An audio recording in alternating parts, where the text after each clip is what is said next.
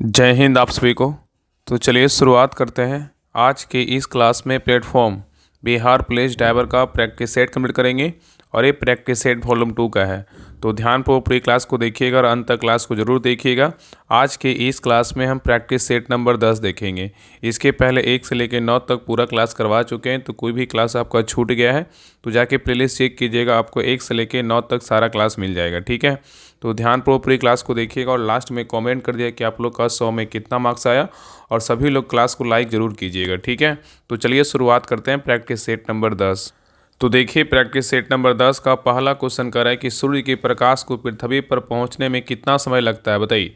बहुत अच्छा क्वेश्चन है। कर रहा है कि सूर्य के प्रकाश को पृथ्वी पर पहुंचने में कितना समय लगता है, बताइए।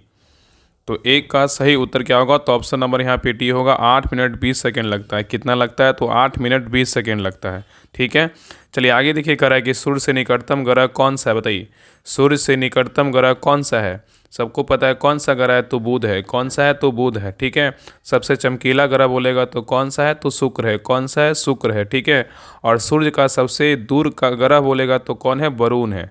ठीक है, और पृथ्वी का निकटतम तारा बोलेगा तो कौन है, तो सूर्य है। नेक्स्ट है ये करा है कि सुमात्रा द्वीप किस में अवस्थित है, बताइए। सुमात्रा द्वीप किस में अवस्थित है, बताइए। तो 3 का सही उत्तर क्या होगा, तो ऑप्शन नंबर यहाँ पे ये होगा, हिंद महासागर में है। कहाँ है, तो हिंद महासागर में है।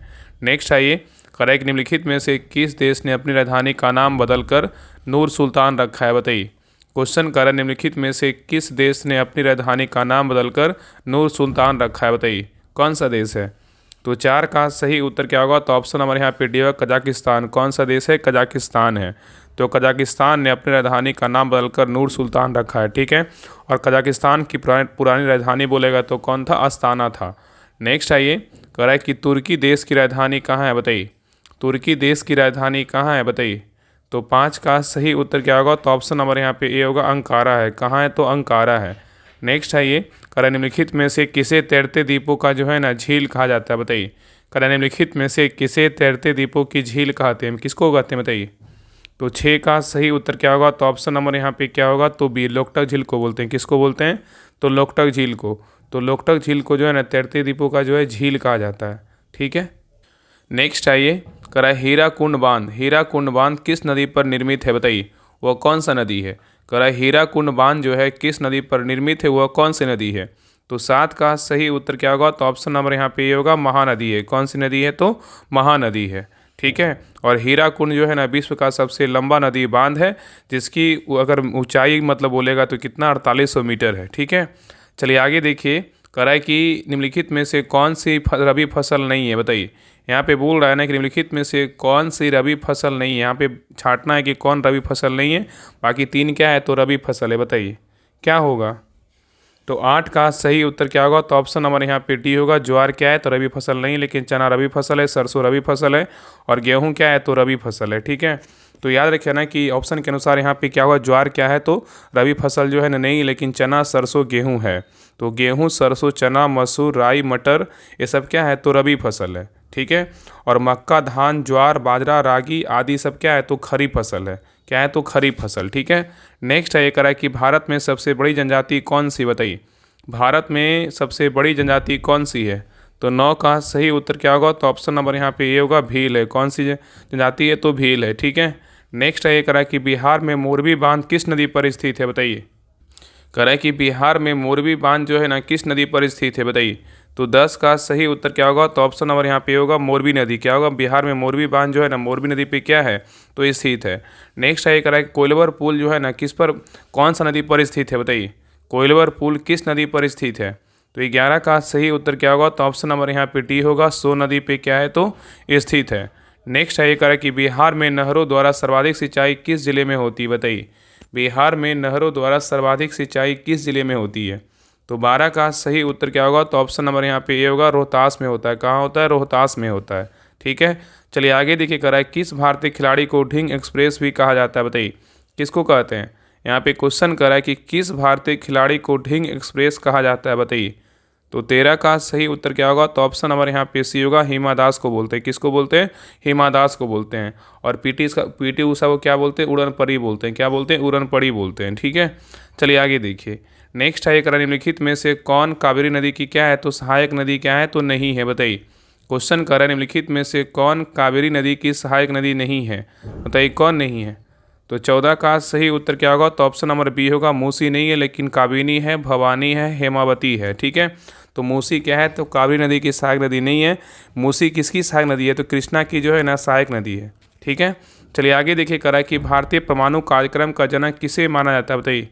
भारतीय परमाणु कार्यक्रम का जनक किसे मानते हैं तो 15 का सही उत्तर क्या होगा तो ऑप्शन नंबर यहाँ पे बी होगा, होमी जहांगीर भाभा को मानते हैं। नेक्स्ट है करा कि ग्रीन पार्क स्टेडियम कहाँ स्थित है, बताइए। ग्रीन पार्क स्टेडियम कहाँ स्थित है तो 16 का सही उत्तर क्या होगा तो ऑप्शन नंबर यहाँ पे सी होगा, कानपुर में है। कहाँ है तो कानपुर में है।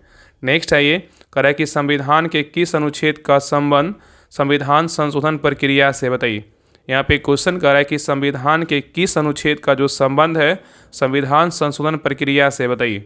तो 17 का सही उत्तर क्या होगा तो ऑप्शन नंबर यहाँ पे ये होगा, अनुच्छेद कितना है 368 है। कितना अनुच्छेद है 368 है। ठीक है, चलिए आगे देखिए। आगे जाने से पहले एक बात आप लोग को बोल देते हैं कि जितने भी लोग ड्राइवर का तैयारी राहुल स्टडी ग्रुप से कर रहे हैं, आप सभी से जो है ना हाथ जोड़ के विनती है कि अभी देखिए समय है शादी का, तो आप सभी लोग जो है ना सारा फोकस जो भी दिन बच रहा है आपके पास 10 दिन का समय बच रहा है, सारा अपने पढ़ाई पे फोकस कीजिए। शादी ब्याह को छोड़ दीजिए, बहुत शादी आएगा लाइफ में, बहुत शादी जाएगा, एक बार नहीं जाएगा तो कोई दिक्कत नहीं है। अपना जो जितना भी समय आपका है ना आपका पढ़ाई पे दीजिए, क्योंकि अंत समय में ना बहुत फ़ायदा करेगा। अंतिम जो 10 दिन होता है ना वो रिवीजन करने का ही समय होता है। जितना रिवीजन कीजिएगा उतना बेस्ट आपका स्कोर एग्जाम में कर पाइएगा। तो जितने भी लोग राहुल स्टडी ग्रुप से जुड़े हुए हैं जो क्लास देखते हैं, आप सभी से हम हाथ जोड़ के विनती करते हैं कि आप सभी लोग जो है ना जहाँ पे हैं वहीं से क्लास कीजिए, इधर उधर कहीं नहीं जाना है। अभी 10 दिन के लिए ना छोड़ दीजिए कि कौन मेरा मतलब अपना है कौन मेरा पराया है। ओनली आपका अपना क्या है तो बुक है और क्लास है। जो क्लास पढ़ रहे हैं वही आपका सब कुछ है। इसलिए सभी से रिक्वेस्ट है कोई नहीं कहीं जाइएगा, अपना पढ़ाई पे फोकस कीजिए, क्योंकि अंत भला तो सब भला। ठीक है ना, इस बार मौका दीजिए, इतना मेहनत किए 10 दिन और कर लीजिए, बहुत फ़ायदा करेगा। बाकी जो राहुल स्टडी ग्रुप कर रहा है वो आपके लिए करते ही रहेगा, ताकि आपका रिजल्ट जो है ना 1 सीट पक्का हो। और इस पर देखिएगा कि राहुल स्टडी ग्रुप से ड्राइवर का जो रिजल्ट होगा ना धुआंधार तरीके से होगा, देखिएगा।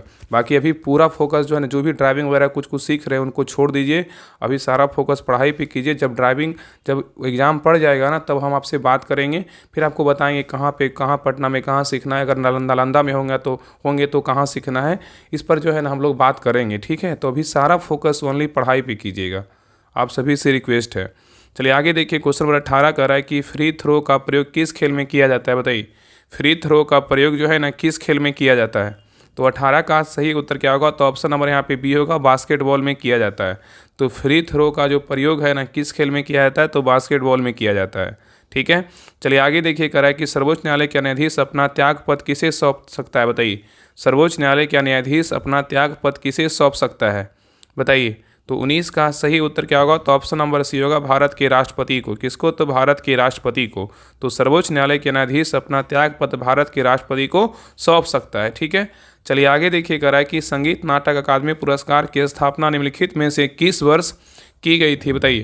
कह रहा है कि संगीत नाटक अकादमी पुरस्कार की स्थापना किस वर्ष किया गया था तो 20 का सही उत्तर क्या होगा तो ऑप्शन नंबर यहाँ पे बी होगा, 1952 में किया गया था। नेक्स्ट है निम्नलिखित व्यक्तियों में से किसने भारत के राष्ट्रगान की रचना की थी, बताइए। यहाँ पे क्वेश्चन कर रहा है निम्नलिखित व्यक्तियों में से किसने भारत के राष्ट्रगान की रचना किया था, किसने किया था तो 21 का सही उत्तर क्या होगा तो ऑप्शन नंबर यहाँ पे सी होगा, रविन्द्रनाथ टैगोर ने किया था। नेक्स्ट है ये कह रहा है कि भारतीय संविधान के कौन से अनुच्छेद संघ की कार्यपालिका से क्या है तो संबंधित है, बताइए। यहाँ पे क्वेश्चन कर रहा है ना कि भारतीय संविधान का कौन सा अनुच्छेद है जो संघ की कार्यपालिका से क्या है तो संबंधित है, बताइए। कौन सा अनुच्छेद होगा बताइए। तो 22 का सही उत्तर क्या होगा तो ऑप्शन नंबर यहाँ पे बी होगा, अनुच्छेद कितना है तो 52 से जो है ना 78 है। तो भारतीय संविधान के अनुच्छेद 52 से 78 संघ की कार्यपालिका से क्या है तो संबंधित है। और याद रखिएगा कि भारतीय संविधान के भाग 5 में अनुच्छेद 52 से 78 तक कार्यपालिका का वर्णन किया गया है। नेक्स्ट है ये करा कि भारत और पाकिस्तान के बीच किस वर्ष शिमला समझौते पर जो है ना हस्ताक्षर किया गया था, बताइए। करा कि भारत और पाकिस्तान के बीच किस वर्ष शिमला समझौता पर हस्ताक्षर किया गया था, कब किया गया था, बताइए। तो 23 का सही उत्तर क्या होगा तो ऑप्शन नंबर यहाँ पे बी होगा, 1972 में किया गया था। नेक्स्ट है करा निम्नलिखित में से कौन सी जो है ना जॉर्डन की क्या है तो राजधानी है। जॉर्डन की राजधानी कहाँ है, बताइए। तो 24 का सही उत्तर क्या होगा? तो ऑप्शन नंबर डी होगा, अम्मान है। क्या है? तो अम्मान है। इजराइल का बोलेगा राजधानी कहाँ है? तो जेरूसलम है। कतर का बोलेगा तो दोहा है। सीरिया का बोलेगा तो दमिश्क है। सऊदी अरब का राजधानी बोलेगा तो रियाद है। और यमन का राजधानी बोलेगा तो साना है। और तजाकिस्तान की राजधानी बोलेगा तो दुशांबे है। और तुर्कमेनिस्तान की राजधानी बोलेगा तो अशगाबाद है। ठीक है। और यूएई की राजधानी कहाँ है? तो अबू धाबी है। ठीक है। चलिए आगे देखिए, कह रहा है कि नीलम संजीव रेड्डी के कार्यकाल के बाद भारत के राष्ट्रपति कौन बने? बताइए। बहुत अच्छा क्वेश्चन है। कह रहा है नीलम संजीव रेड्डी के कार्यकाल के बाद भारत के राष्ट्रपति जो है ना कौन बने थे? तो 25 का सही उत्तर क्या होगा? तो ऑप्शन नंबर यहाँ पे सी होगा, ज्ञानी जैल सिंह बने थे। कौन बने थे? ज्ञानी जैल सिंह बने थे। ठीक है। नेक्स्ट है, ये कराई निम्नलिखित में से कौन सा बैंक भारत का सबसे पुराना सार्वजनिक क्षेत्र का क्या है? तो बैंक है। कराई निम्नलिखित में से कौन सा बैंक है जो भारत का सबसे पुराना सार्वजनिक क्षेत्र का बैंक है? बताइए कौन सा बैंक है? तो 26 का सही उत्तर क्या होगा? तो ऑप्शन नंबर यहाँ पे सी होगा, इलाहाबाद बैंक है। कौन सा बैंक है? इलाहाबाद बैंक है। ठीक है। चलिए आगे देखिए, और इलाहाबाद बैंक का स्थापना अगर पूछेगा ना तो कब हुआ था? इलाहाबाद बैंक का स्थापना बोलेगा तो 1865 में हुआ था। ठीक है। चलिए आगे देखिए, कह रहा है कि रविन्द्रनाथ टैगोर को निम्नलिखित में से किस देश का राष्ट्रगान लिखा था? बताइए। यहाँ पे क्वेश्चन कर रहा है कि रविन्द्रनाथ टैगोर ने निम्नलिखित में से किस देश का राष्ट्रगान लिखा था? तो 27 का सही उत्तर क्या होगा? तो ऑप्शन नंबर यहाँ पे डी होगा, बांग्लादेश। कौन सा देश? तो बांग्लादेश। ठीक है। तो याद रखिए ना कि स्वदेशी आंदोलन के दौरान रविन्द्रनाथ टैगोर ने अमार सोनार बांग्ला गाना लिखा था। ठीक है। और यही अमार सोनार बांग्ला बांग्लादेश का क्या है? तो राष्ट्रगान बन गया। चलिए आगे देखिए, नेक्स्ट है, ये करा कि भारत का मूल रूप संविधान किसके द्वारा जो है ना हाथ से लिखा गया था? बताइए। करा कि भारत का मूल रूप संविधान जो है ना किसके द्वारा हाथ से लिखा गया था? बताइए। तो 28 का सही उत्तर क्या होगा? तो ऑप्शन नंबर यहाँ पे सी होगा, प्रेम बिहारी नारायण रायजादा के द्वारा लिखा गया था। नेक्स्ट है, करा कि स्वतंत्रता संग्राम 1857 का सिपाही विद्रोह जो है ना किस शहर में हुआ था? बताइए। क्वेश्चन यहाँ पे कह रहा है कि स्वतंत्रता संग्राम 1857 का सिपाही विद्रोह किस शहर में हुआ था? तो 29 का सही उत्तर क्या होगा? तो ऑप्शन नंबर यहाँ पे डी होगा, मेरठ में हुआ था। कहाँ हुआ था? मेरठ में हुआ था। ठीक है। चलिए आगे देखिए, कह रहा है कि उत्तर प्रदेश में सबसे लंबी नहर कौन सी? बताइए। उत्तर प्रदेश में सबसे लंबी नहर कौन सी है? तो 30 का सही उत्तर क्या होगा? तो ऑप्शन नंबर यहाँ पे बी होगा, शारदा नहर है। कौन सा है? तो शारदा नहर है। तो उत्तर प्रदेश में सबसे लंबी नहर बोलेगा तो कौन सा नहर है? तो शारदा नहर है। नेक्स्ट आइए, कह रहा है बिहार में नुहानी राज का संस्थापक कौन था? बताइए। बिहार में नुहानी राज का संस्थापक कौन था? तो 31 का सही उत्तर क्या होगा? तो ऑप्शन नंबर यहाँ पे बी होगा, मोहम्मद शाह नुहानी थे। नेक्स्ट है, कह रहा है कि बिहार में कहलगांव, बाढ़, नवीन नगर किसके केंद्र है? बताइए। बिहार में कहलगांव, बाढ़, नवीन नगर किसके केंद्र हैं? तो 32 का सही उत्तर क्या होगा? तो ऑप्शन नंबर यहाँ पे ये होगा, ताप विद्युत का है। किसका है? तो ताप विद्युत का है। ठीक है।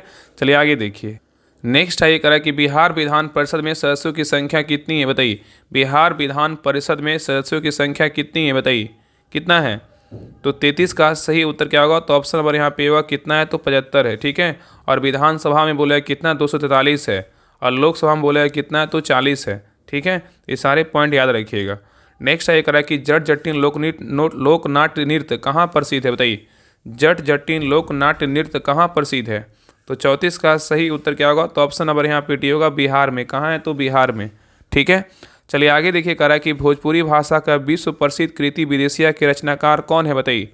क्वेश्चन कह रहा है कि भोजपुरी भाषा की विश्व प्रसिद्ध कृति विदेशिया के रचनाकार कौन है? तो 35 का सही उत्तर क्या होगा? तो ऑप्शन नंबर यहाँ पे होगा, भिखारी ठाकुर है। कौन है? भिखारी ठाकुर है। नेक्स्ट है, कह रहा है निम्नलिखित 4 संभावनाओं में से निलंबन में से कौन सा गुण है? बताइए। क्वेश्चन कह रहा है निम्नलिखित 4 संभावनाओं में से निलंबन में जो है ना कौन सा गुण है? बताइए। तो 36 का सही उत्तर क्या होगा? तो ऑप्शन नंबर यहाँ पे होगा, विषममांगी क्या है? तो मिश्रण है। क्या है? विषममांगी क्या है? तो मिश्रण है। ठीक है। चलिए आगे देखिए, कह रहा है कितने इलेक्ट्रॉन पर आवेश एक कूलाम विद्युत आवेश के बराबर होता है? बताइए।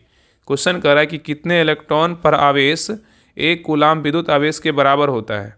तो 37 का सही उत्तर क्या होगा? तो ऑप्शन नंबर यहाँ पे बी होगा, 6 गुना 10 पावर जो है ना 18 आवेश के जो है ना बराबर होता है। तो 6 गुना 10 पावर 18 इलेक्ट्रॉन पर एक कूलाम आवेश होता है। ठीक है।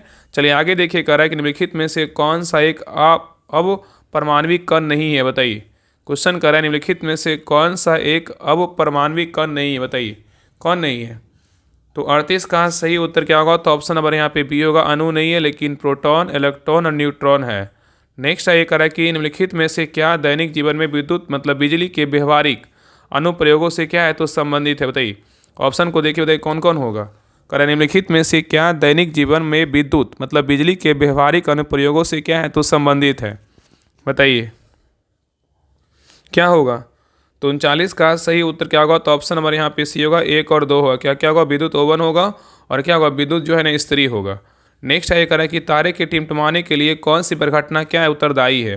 तारे के टिमटिमाने के लिए कौन सी परिघटना उत्तरदायी है बताइए? तो 40 का सही उत्तर क्या होगा? तो ऑप्शन नंबर यहाँ पे डी होगा, वायुमंडलीय क्या है? तो अपवर्तन है। नेक्स्ट आइए, कह रहा है निम्नलिखित में से कौन से प्रत्यक्ष परिवर्तन से संकेत मिलता है कि एक रासायनिक अभिक्रिया हुई है बताइए? यहाँ पे क्वेश्चन कर रहा है निम्नलिखित में से कौन से प्रत्यक्ष परिवर्तन से संकेत मिलता है कि एक रासायनिक अभिक्रिया हुई है बताइए? किससे हुआ बताइए? तो 41 का सही उत्तर क्या होगा? तो ऑप्शन नंबर यहाँ पे डी होगा, ए बी सी डी सभी होगा। क्या क्या होगा? गैस का निर्माण, अवक्षेप का निर्माण, भौतिक अवस्था में परिवर्तन और रंग में क्या होगा? परिवर्तन होगा। ये सभी का होगा। ठीक है, तो याद रखिएगा ना कि क्या क्या बोल रहा है क्वेश्चन में कि कौन से प्रत्यक्ष बोल रहा है। पहले क्वेश्चन को समझिए, कर रहा है कौन से प्रत्यक्ष परिवर्तन में से संकेत मिलता है कि एक रासायनिक अभिक्रिया हुआ है? तो सभी से, गैस का निर्माण, अवक्षेप का निर्माण, भौतिक अवस्था में परिवर्तन और क्या है? रंग में परिवर्तन। ठीक है, चलिए आगे देखिए, कह रहा है कि कैश मेमोरी कहाँ स्थित होती है बताइए? कैश मेमोरी जो है ना कहाँ स्थित होती है? तो 42 का सही उत्तर क्या होगा? तो ऑप्शन नंबर यहाँ पे डी होगा, सीपीयू में। क्या? हाँ, सीपीयू में जो है स्थित होता है। ठीक है, नेक्स्ट है ये कह रहा है कि हल्की और अज्वलनशील होने के कारण कौन सा गैस का उपयोग गुब्बारों को उड़ाने के लिए किया जाता है बताइए? कह रहा है हल्की और अज्वलनशील होने के कारण कौन सा गैस का उपयोग गुब्बारों को उड़ाने के लिए किया जाता है? 43 का सही उत्तर क्या होगा? तो ऑप्शन नंबर यहाँ पे सी होगा, हीलियम। क्या होगा? तो हीलियम होगा। नेक्स्ट है कह रहा है कि पाचन तंत्र के चरणों का निम्नलिखित में से कौन सा अनुक्रम सही है बताइए? पाचन तंत्र के चरणों का निम्नलिखित में से कौन सा अनुक्रम सही है? तो 44 का सही उत्तर क्या होगा? तो ऑप्शन नंबर यहाँ पे डी होगा, अंतर्ग्रहण, पाचन, अवशोषण और क्या है? उत्सर्जन क्या है? तो ऑप्शन नंबर डी क्या है? तो सही है। ठीक है, तो पाचन तंत्रों के चरणों का अनुक्रम क्या होगा? अंतर्ग्रहण, फिर पाचन, फिर अवशोषण, फिर क्या होगा? उत्सर्जन होगा। ठीक है, और मानव शरीर के अंदर आहार नाल एवं पाचन ग्रंथियां मिलकर जिस तंत्र का निर्माण करता है उसे जो है ना पाचन तंत्र कहते हैं। ठीक है, चलिए आगे देखिए, कह रहा है कि NaCl और NH4Cl के मिश्रण को पृथक करने के लिए निम्नलिखित में से किस विधि का उपयोग किया जाता है बताइए? क्वेश्चन यहाँ पे कह रहा है कि NaCl और NH4Cl के मिश्रण को पृथक करने के लिए निम्नलिखित में से किस विधि का उपयोग किया जा सकता है बताइए? तो 45 का सही उत्तर क्या होगा? तो ऑप्शन नंबर यहाँ पे होगा, उद्योपातन। किसका करेंगे? उद्योपातन का। चलिए आगे देखिए, नेक्स्ट है ये कह रहा है कि किस देश ने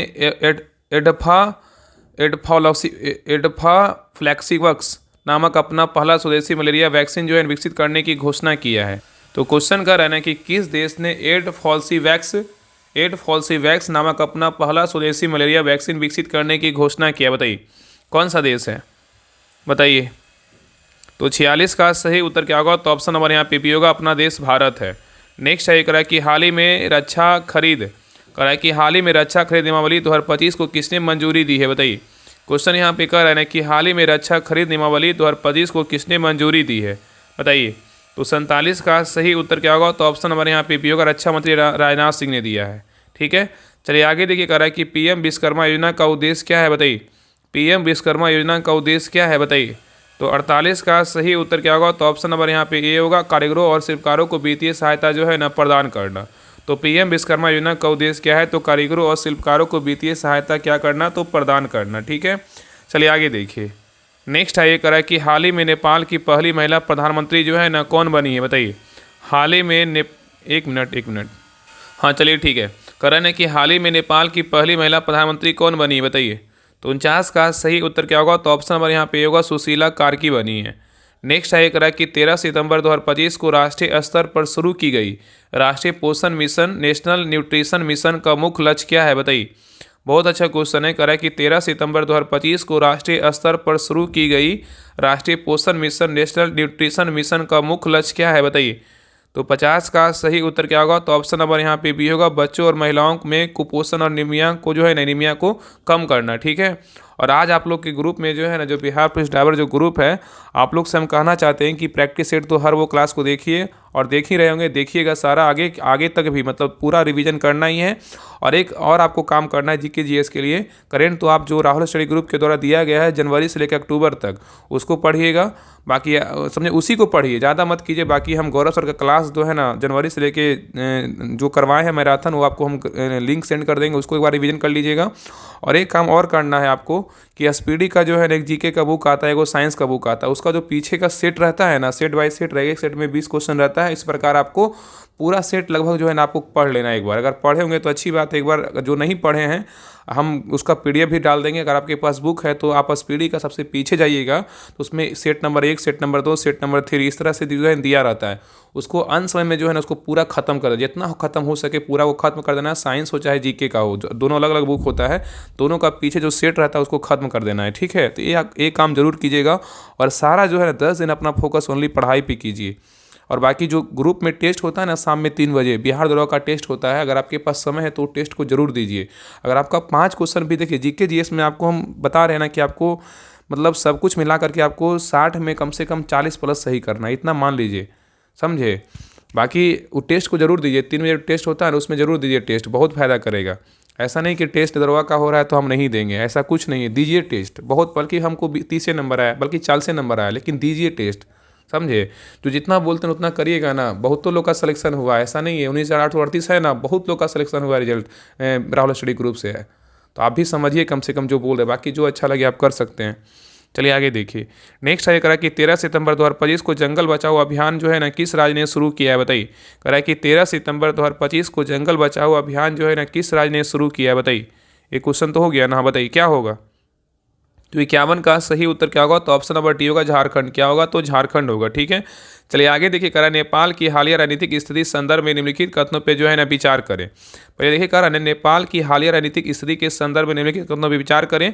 बोल रहा उपयुक्त में से कौन सा कथन सही है, इस ऑप्शन को पढ़िए, बताइए इसमें कौन सा कथन सही है, बताइए क्या होगा। तो देखिए नेपाल की हालिया राजनीति के बारे में कह रहा है कि केपी शर्मा ओली ने देश में चल रहे जेड आंदोलन के हिंसक विरोध के बाद प्रधानमंत्री पद से इस्तीफा दे दिया। ये क्या है, बिल्कुल सही बात है। आगे कह रहा है कि यहाँ पे कह रहा है सुशीला कार्की ने नेपाल को पहली महिला अंतरिम प्रधानमंत्री नियुक्त किया गया है, बिल्कुल क्या है, तो सही बात है।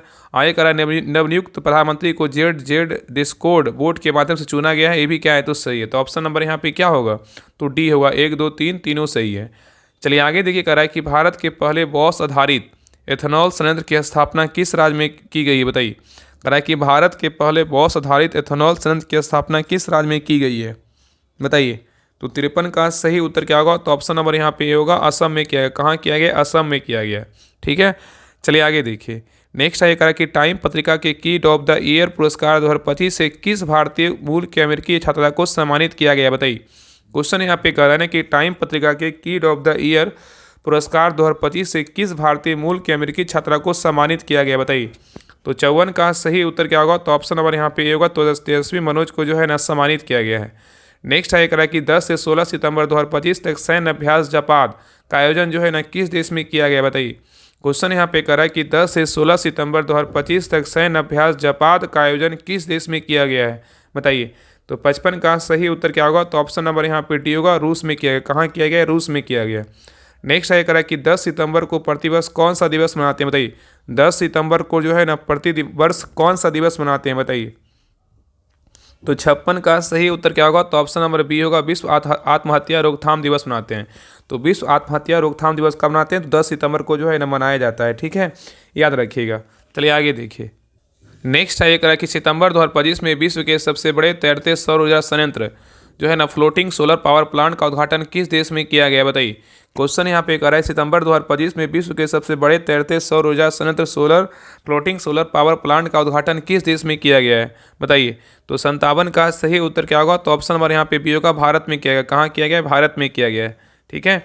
देखिए आप लोग के चलते जो है ना हम बिहार दरोगा का क्लास बहुत कम ला रहे हैं। सोच रहे हैं कि आपका एग्ज़ाम 10 तारीख के हम हो जाएगा, तो फिर जो बिहार दरोगा का क्लास है ना रेगुलर बेसिस पे 2-3 क्लास डेली आएगा। इसलिए हम आप लोग से बस एक और रिक्वेस्ट किए थे कि आप सभी लोग जो है ना राहुल स्टडी ग्रुप को जितना ज़्यादा हो सब्सक्राइब करिए। आपके घर में जितने भी डेली आप लोग जो है ना कम से कम डेली 4000 लोग क्लास देखते हैं। सोचिए कि 4000 लोग क्लास देखते हैं, आपके घर में कम से कम 4-5 फ़ोन होगा। सभी में जो है ना सब्सक्राइब जरूर करिए जितना जल्दी हो। राहुल स्टडी ग्रुप जो परिवार है, अपना परिवार है, आप सभी का परिवार है। 1 लाख का जो परिवार है जल्दी बनाइए। आप सभी से हम रिक्वेस्ट कर रहे हैं, इतना आप कर सकते हैं, आप सभी के लिए इतना जो करवाया जा रहा है आप इतना तो कर ही सकते हैं। तो प्लीज़ आप सभी से रिक्वेस्ट है कि आपके घर में जितने भी फ़ोन है, भाई बहन का जो भी फ़ोन है, मम्मी पापा को, उसमें जो है राहुल स्टडी ग्रुप को सब्सक्राइब जरूर कर दीजिएगा, ठीक है।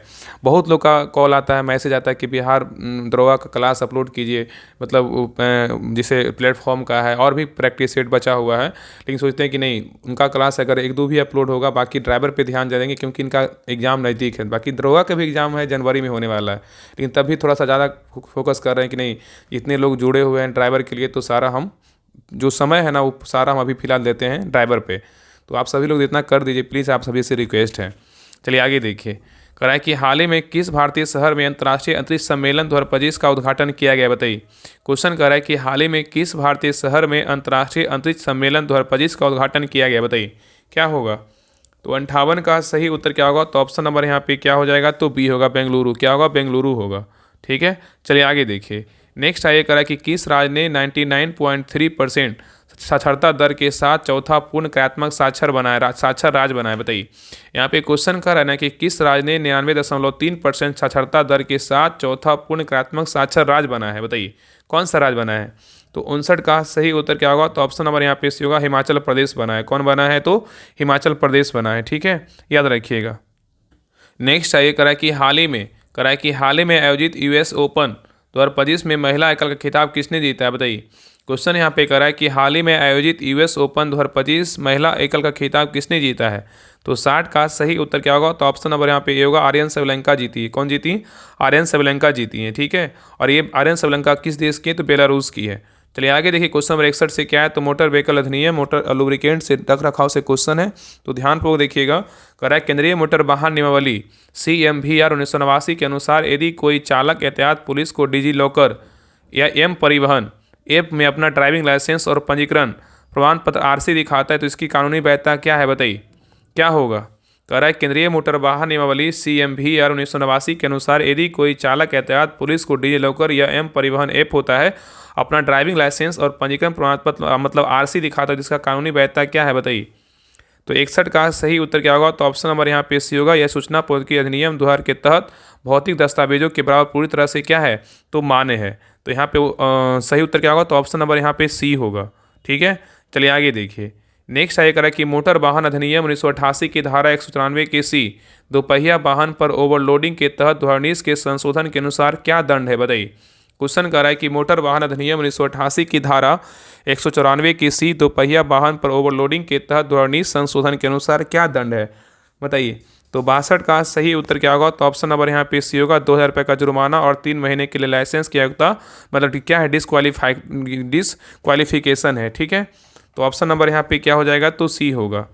चलिए आगे देखिए, कह रहा है कि यदि किसी व्यक्ति का ड्राइविंग लाइसेंस बिहार में 6 महीने के लिए निलंबित है, मतलब सस्पेंडेड किया गया है, तो यह जो है ना, तो क्या हुआ, अब उस अवधि के दौरान उत्तर प्रदेश में कानूनी रूप से गाड़ी चला सकता है, बताइए।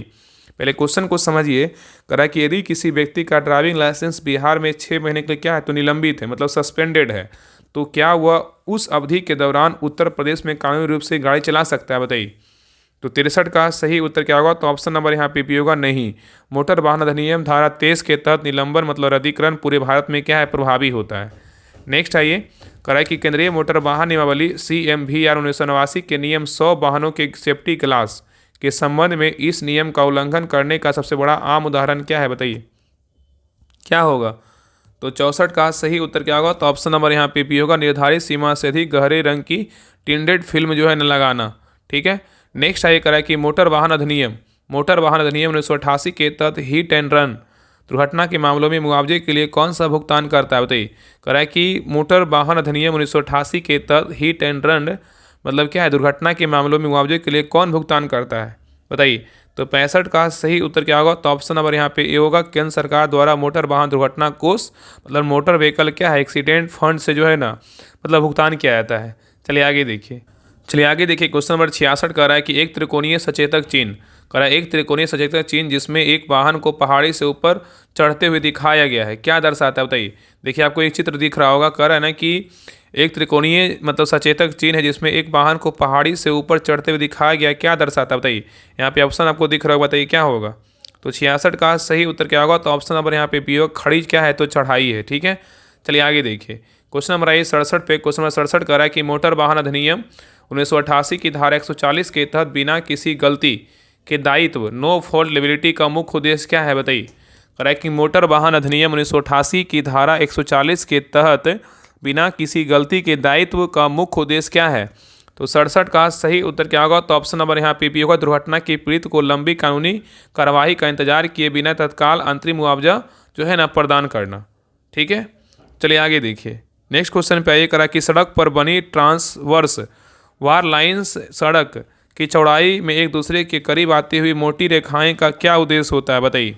क्वेश्चन कह रहा है कि सड़क पर बनी ट्रांसवर्स वार लाइन्स सड़क की चौड़ाई में एक दूसरे के करीब आती हुई मोटी रेखाएं का क्या उद्देश्य होता है, बताइए। तो 68 का सही उत्तर क्या होगा, तो ऑप्शन नंबर यहाँ पे बी होगा। यह एक जो है रबल स्ट्रिप है जो चालक को आगे खतरे जैसे चौराहे या टोल प्लाजा के प्रति सचेत करने और गति को कम करने के लिए होती है। ठीक है, चलिए आगे देखिए। नेक्स्ट क्वेश्चन पे आइए, कराए मोटर वाहन संशोधन अधिनियम। मोटर वाहन संशोधन अधिनियम 2019 की धारा 199 के ए किशोरों द्वारा अपराध के तहत यदि कोई किशोर अपराध करता है तो वाहन के मालिक अभिभावक को उत्तरदायी नहीं ठहराया जा सकता है यदि वे साबित कर दे कि क्या है, बताइए। तो 69 का सही उत्तर क्या होगा, तो ऑप्शन नंबर यहाँ पे सी होगा, यदि साबित कर दे कि अपराध उनकी जानकारी के बिना किया गया था या उन्होंने इसे रोकने के लिए उचित सावधानी जो है न बरती थी। तो ऑप्शन नंबर यहाँ पे क्या होगा, तो सी होगा। चलिए आगे देखिए, कह रहा है क्वेश्चन नंबर 70 कह रहा है एक गोल अनिवार्य यातायात चिन्ह जो नीली पृष्ठभूमि ब्लू बैकग्राउंड का है उस पर सफ़ेद रंग के हॉर्न का चित्र बना है, उसका क्या अर्थ है, बताइए। कह रहा है एक गोल मतलब अनिवार्य यातायात चिन्ह जो नीली पृष्ठभूमि का है उस पर सफ़ेद रंग में हॉर्न का चित्र बना है, उसका क्या अर्थ है। तो 70 का सही उत्तर क्या होगा, तो ऑप्शन नंबर यहाँ पे भी होगा, हॉर्न बजाना क्या है, तो अनिवार्य मतलब कंपल्सरी क्या है, तो हॉर्न है। नेक्स्ट आइए, कह रहा है कि अंतर्राष्ट्रीय driving permit international driving permit IDP की वैधता कितनी होती है, बताइए। तो 71 का सही उत्तर क्या होगा, तो ऑप्शन नंबर यहाँ पे भी होगा, जारी होने की तारीख से 1 वर्ष या घरेलू ड्राइविंग लाइसेंस की समाप्ति तक जो भी पहले हो। चलिए आगे देखिए। नेक्स्ट आएगा, केंद्रीय मोटर वाहन नियमावली के अनुसार आपकी कार की ब्रेक लाइट का रंग क्या होना अनिवार्य है, बताइए। कह रहा है केंद्रीय मोटर वाहन नियमावली CMVR के अनुसार आपकी कार की ब्रेक लाइट का रंग क्या होना अनिवार्य है। तो 72 का सही उत्तर क्या होगा, तो ऑप्शन नंबर यहाँ पे सी होगा, लाल रंग होना क्या है, तो अनिवार्य है। ठीक है, तो याद रखिए ना, केंद्रीय मोटर वाहन नियमावली CMVR के अनुसार आपकी कार की ब्रेक लाइट का रंग लाल होना क्या है, तो अनिवार्य है। चलिए देखिए, यहाँ पे आपको एक ट्रैफिक पुलिस दिख रहे होंगे, इनका जो संकेत दिख रहा है ना, ये क्या बता रहे हैं, बताइए। ये क्या बता रहे हैं, बताइए। यह संकेत जो है ना किसके लिए होता है, ऑप्शन को देखिए, बताइए क्या होगा, बताइए। तो 73 का सही उत्तर क्या होगा, तो ऑप्शन नंबर यहाँ पे ये होगा, सामने और पीछे से आने वाले यातायात को रुकने का क्या है, तो संकेत है। ये जो इंडिकेट कर रहे हैं क्या है, तो सामने और पीछे से आने वाले यातायात को रुकने का क्या है, तो संकेत है। चलिए आगे देखिए। नेक्स्ट है करा कि मोटर वाहन अधिनियम 1988 की धारा 2 के 16 के अनुसार हैवी गुड्स व्हीकल को किस आधार पर जो है ना परिभाषित किया गया है, बताइए। करा है क्वेश्चन करा है कि मोटर वाहन अधिनियम 1988 की धारा 2:16 के अनुसार हैवी गुड्स व्हीकल को किस आधार पर परिभाषित किया गया है। तो 74 का सही उत्तर क्या होगा, तो ऑप्शन नंबर यहाँ पे ये होगा, वाहन का सफल वाहन वजन जो है ना 12,000 किलोग्राम से क्या अधिक हो। ठीक है, तो ऑप्शन नंबर यहाँ पे क्या हो जाएगा, तो ए होगा। चलिए आगे देखिए, कह रहा है कि एक नो एंट्री चिन्ह और एक वन वे चिन्ह में मुख्य अंतर क्या है, बताइए। कह रहा है एक नो एंट्री चिन्ह और एक वन वे चिन्ह में जो है ना मुख्य अंतर क्या है। तो 75 का सही उत्तर क्या होगा, तो ऑप्शन नंबर यहाँ पे ये होगा, नो एंट्री सड़क में प्रवेश को प्रतिबंधित करता है और वन वे यह दर्शाता है कि यातायात केवल एक ही दिशा में क्या है, तो चल सकता है। चलिए आगे देखिए, कह रहा है कि वाहन चलाते समय हेडलाइट के हाई बीम का उपयोग कब अनुचित या अवैध माना जाता है, बताइए। कह रहा है कि वाहन चलाते समय हेडलाइट के हाई बीम का उपयोग कब अनुचित या अवैध माना जाता है। तो 76 का सही उत्तर क्या होगा, तो ऑप्शन नंबर यहाँ पे बी होगा, जब सामने से कोई अन्य वाहन आ रहा हो या आप किसी वाहन के पीछे चल रहे हो जिसे जो है चौकाचंद हो। तो ऑप्शन नंबर यहाँ पे क्या होगा, तो बी होगा। चलिए आगे देखिए, कह रहा है कि मोटर वाहन अधिनियम की धारा 196 के तहत बिना वैध बीमा कह रहा है मोटर वाहन अधिनियम की धारा 196 के तहत बिना वैध बीमा के वाहन चलाने पर 2019 के संशोधन के बाद पहली बार में दंड क्या है, बताइए। तो 77 का सही उत्तर क्या होगा, तो ऑप्शन नंबर यहाँ पे क्या होगा, तो सी होगा, 2,000 रुपये का जुर्माना या 3 महीने तक की क्या है वो कैद होगा। ठीक है, चलिए आगे देखिए। नेक्स्ट क्वेश्चन पे आइए, देखिए यहाँ पे आपको फिगर दिख रहा होगा, इसका क्या अर्थ है बताइए। ये जो आपको चित्र दिख रहा है इसका अर्थ क्या है बताइए। तो देखिए पहला, केवल कार और मोटरसाइकिल जा सकती है, बिल्कुल नहीं होगा। आगे देखिए फिगर को पहले अच्छे से देख लीजिए, ठीक है। चलिए आगे देखिए, ऑप्शन को देखिए और आंसर बताइए। बताइए क्या होगा। तो 78 का जो सही उत्तर होगा ना, ऑप्शन नंबर यहाँ पे सी होगा। सभी मोटर वाहनों को आना क्या है तो मना है, ठीक है। तो एक गोल अनिवार्य चिन्ह जिसमें एक कार और एक मोटरसाइकिल का चित्र है और उसे एक लाल रेखा से काटा गया है, इसका अर्थ है कि सभी मोटर वाहन का आना क्या है तो मना है, no entry for motor vehicle. चलिए आगे देखिए, कह रहा है कि यदि आप एक कार के मालिक हैं और आप अपने दोस्त को अपनी कार चलाने देते हैं या जानते हुए कि उसके पास ड्राइविंग लाइसेंस क्या है तो नहीं है, तो मोटर वाहन अधिनियम की किस धारा के तहत आप पर जो है ना मालिक पर मुकदमा चलाया जा सकता है बताइए। मतलब मालिक पर मुकदमा चलाया जा सकता है, बताइए। तो 79 का सही उत्तर क्या होगा। तो ऑप्शन नंबर यहाँ पे भी होगा, धारा 180 मतलब अपराधिकृत व्यक्ति को वाहन चलाने देना, ठीक है, धारा 180 के तहत। नेक्स्ट है, करा कि सड़क के किनारे पर रंगी हुई एक टूटी पीली रेखा, ब्रोकन येलो लाइन क्या दर्शाती है। सड़क के किनारे पर रंगी हुई एक टूटी हुई पीली रेखा मतलब ब्रोकन येलो लाइन क्या दर्शाती है। तो 80 का सही उत्तर क्या होगा। तो ऑप्शन नंबर यहाँ पे क्या होगा तो डी होगा, पार्किंग की अनुमति है या नो पार्किंग को जो है प्रतिबंधित नहीं करता है। नेक्स्ट है कि वाहन तेज एक्सलरेशन के दौरान हिचकिचाहट दिखाता है लेकिन स्थिर गति पर ठीक चलता है। चेक इंजन लाइट जो है ना चालू नहीं है, इसका सबसे संभावित कारण क्या है बताइए। क्वेश्चन यहाँ पे कह रहा है कि वाहन तेज एक्सलरेशन के दौरान हिचकिचाहट जो है दिखाता है लेकिन स्थिर गति पर ठीक चलता है। चेक इंजन लाइट चालू नहीं है, इसका सबसे संभावित कारण क्या है। तो 81 का सही उत्तर क्या होगा। तो ऑप्शन नंबर यहाँ पे बी होगा, एक कमजोर फ्यूल पंप जो उच्च मांग के तहत पर्याप्त दबाव जो है नहीं बना पा रहा है, ठीक है। चलिए आगे देखिए, कर रहा है क्वेश्चन नंबर 82 कर रहा है कि इंजन ऑयल की जांच करते समय डिपिस्टिक पर दूधिया या मलाईदार भूरा पदार्थ पाया जाता है, इसका जो है ना किसका अचूक जो है ना संकेत है बताइए। तो 82 का सही उत्तर क्या होगा। तो ऑप्शन नंबर यहाँ पे बी होगा, इंजन ऑयल में कूलेंट का मिश्रण हो रहा है, संभवतः जो है ना खराब हेड गैस के कारण, ठीक है। नेक्स्ट है, कह रहा है कि एबीएस और ट्रैक्शन कंट्रोल टीसीएस दोनों की चेतावनी लाइटें डैशबोर्ड पर एक साथ जल रही है, इसका एक बहुत ही समान और अपेक्षाकृत सरल कारण मतलब महंगे एबीएस मॉडल के अलावा क्या हो सकता है बताइए।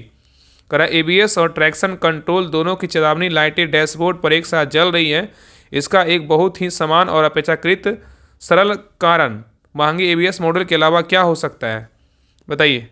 तो 83 का सही उत्तर क्या होगा। तो ऑप्शन नंबर यहाँ पे बी होगा, एक खराब व्हील स्पीड सेंसर या उसका टूटा हुआ क्या होगा तो तार होगा।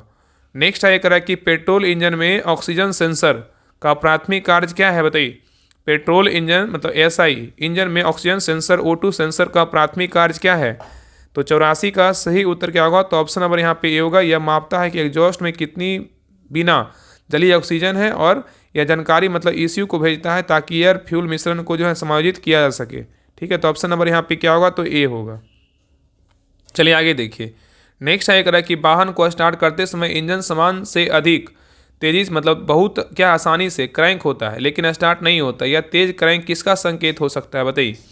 क्वेश्चन यहाँ पे करा है कि वाहन को स्टार्ट करते समय इंजन समान से क्या है तो अधिक तेजी से मतलब क्या है बहुत आसानी से क्रैंक होता है लेकिन स्टार्ट क्या है नहीं होता है, तो यह तेज क्रैंक जो है ना किसका संकेत हो सकता है। तो 85 का सही उत्तर क्या होगा। तो ऑप्शन नंबर यहाँ पे पी होगा, स्टार्टर मोटर क्या है तो खराब है। चलिए आगे देखिए, नेक्स्ट है करेक्ट इंटरफेरेंस इंजन और नॉन इंटरफेरेंस इंजन में मुख्य अंतर क्या है बताइए। करेक्ट इंटरफेरेंस इंजन और नॉन इंटरफेरेंस इंजन में मुख्य अंतर क्या है।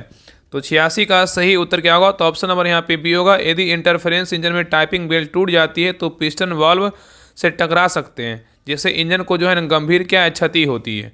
नेक्स्ट है करेक्ट कि मैनुअल गियरबॉक्स वाली गाड़ी में गियर बदलते समय तेज पीसने की आवाज़ आती है, खासकर दूसरे से तीसरे गियर में जाते समय, इसका सबसे संभावित कारण क्या है बताइए। कह रहा है कि मैनुअल गियरबॉक्स वाली गाड़ी में गियर बदलते समय तेज पीसने की आवाज़ आती है, खासकर दूसरे से तीसरे गियर में जाते समय, इसका सबसे संभावित कारण क्या है।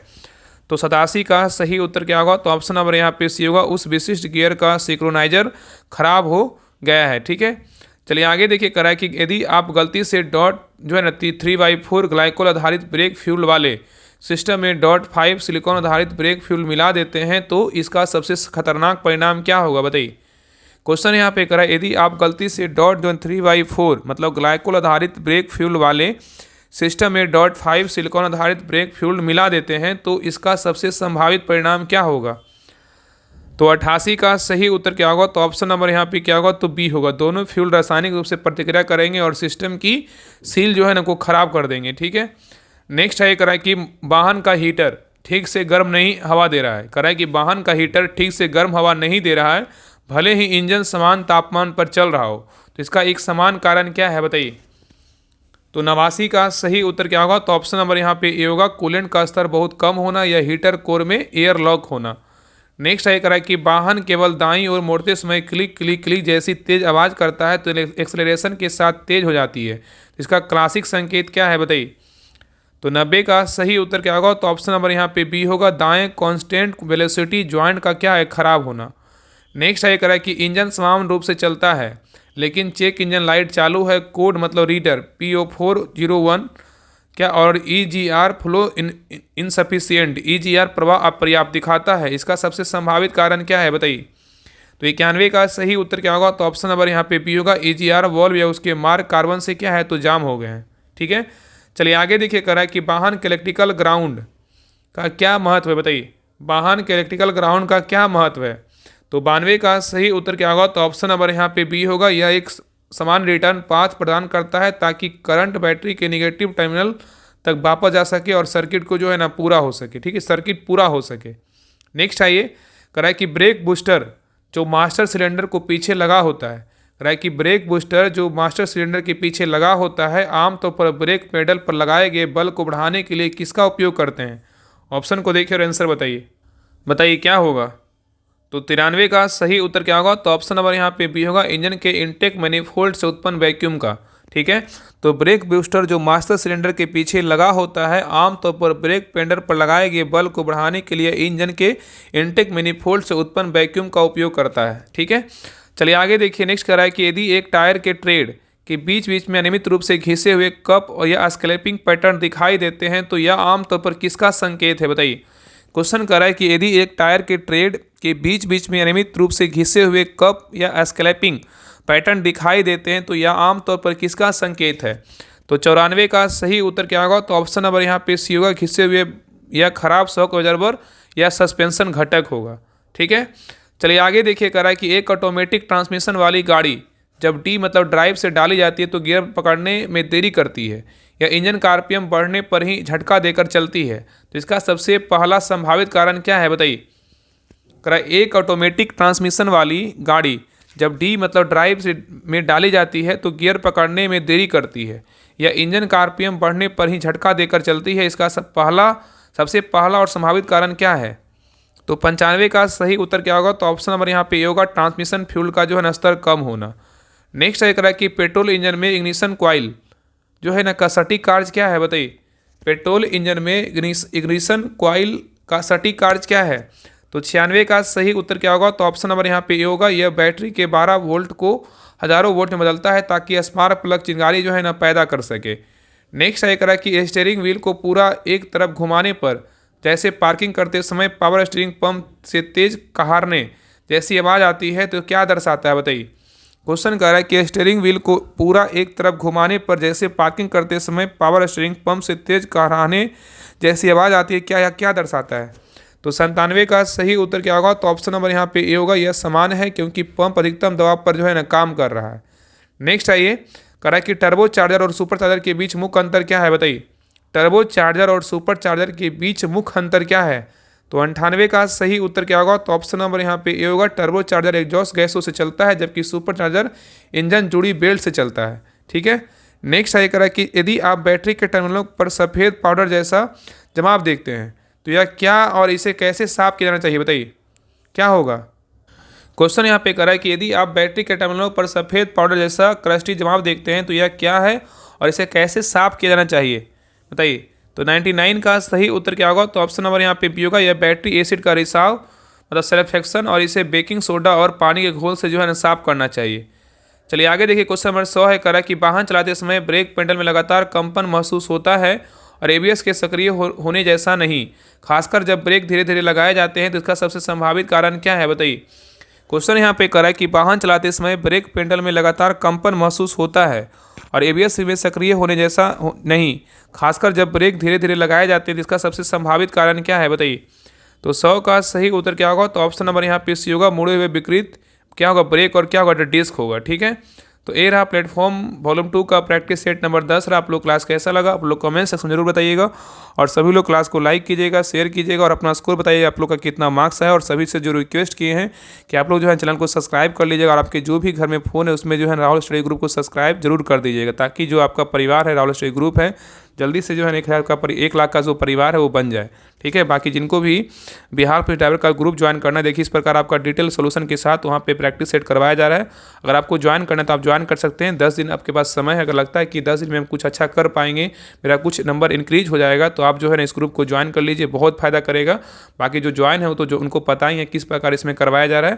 बाकी आप सब लोग को अगर ज्वाइन करना है तो आप लोग को बता देते हैं, ये जो आपका ग्रुप है इसी में सारा प्रैक्टिस सेट और जो है ना आपका जो इंपॉर्टेंट क्लास का लिंक और जो इंपॉर्टेंट पीडीएफ अभी लास्ट समय में दिया जा रहा है, आप लोग को जो है बहुत फ़ायदा करेगा। तो अगर आप चाहते हैं कि ज्वाइन करना और जो भी क्वेश्चन गलत होता है उसका सोल्यूशन अच्छे से पढ़िए, ताकि एक क्वेश्चन के अलावा जो है ना आपको 4 से 5 क्वेश्चन सीखने का मौका मिलेगा। तो आपको ज्वाइन करना है तो आप जो है इस नंबर पे 7549392490 पे पेमेंट करके 99 पे पेमेंट करना है। इतना पेमेंट करके जो है ना आप इसी नंबर पे क्या है, यही नंबर व्हाट्सएप नंबर है, इसी पे स्क्रीनशॉट भेज दीजिएगा, आपको ग्रुप का लिंक आपको मिल जाएगा। ठीक है, तो ज्वाइन करना जिनको ज्वाइन कर लीजिए। बाकी हर एक वो क्लास जो पीछे क्लास हो चुका है सारा क्लास को जरूर कीजिए। ठीक है, बाकी लूसेंट का आपका बिहार दरोगा होमवर्क में लूसेंट का टेस्ट हो रहा है, बाकी सारा कुछ बिहार दरोगा को उसमें करवाया जा रहा है। अगर ये ज्वाइन करना है तो आप ज्वाइन कर सकते हैं। जो अगर आपके घर में कोई तैयारी करते हैं उनको जरूर बता दीजिएगा। बाकी आप सभी लोग से जो है रिक्वेस्ट है कि आप सभी लोग चैनल को सब्सक्राइब जरूर कर लीजिएगा और क्लास को लाइक करके जरूर जाइएगा। ठीक है, तो मिलते हैं एक नए क्लास में, तब तक के लिए जय हिंद जय भारत।